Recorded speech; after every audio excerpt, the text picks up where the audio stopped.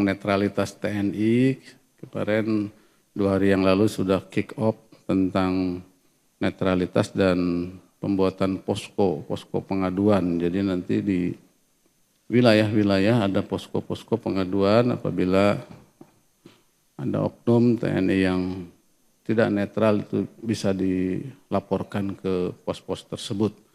Tetapi saya sudah menginstruksikan kepada jajaran yang ada di satuan bawah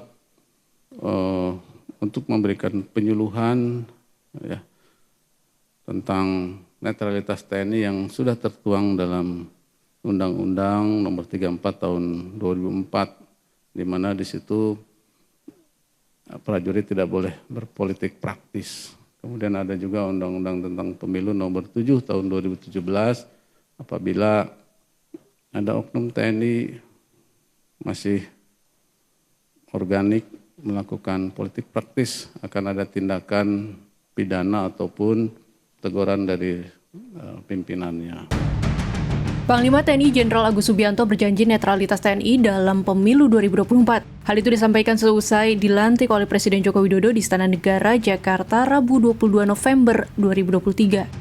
Netralitas dan pengamanan TNI dalam pemilu 2024 menjadi agenda penting bagi Panglima TNI. Selain konflik di Papua seperti yang disampaikan saat uji kelayakan dan kepatutan di Komisi 1 DPR RI Senin 13 November. Sebelum dilantik menjadi Panglima TNI, sejumlah masyarakat sipil meragukan netralitas TNI di pemilu 2024.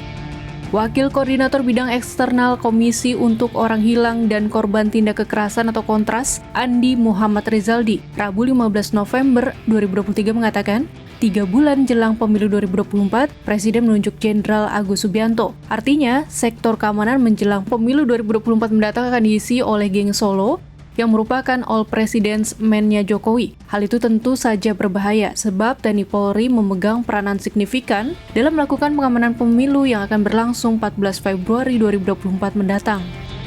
Peneliti HAM dan Sektor Keamanan Setara Institut Ihsan Yosari sepakat dengan pernyataan Andi. Ihsan mengatakan proses cepat ini dapat menjadi presiden tidak baik bagi profesionalitas proses pemilihan Panglima TNI ke depan. Sebab Presiden sebagai Panglima TNI tertinggi secara sengaja menjadikan posisi Kepala Staf Angkatan sebagai tempat persinggahan sesaat untuk memenuhi persyaratan sebagai Panglima TNI.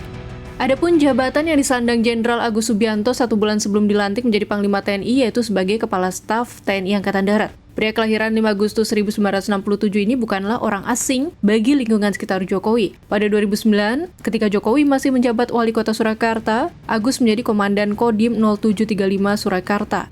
Tahun 2020, di masa Presiden Jokowi, Agus dipercaya sebagai Komandan Pas Pampres.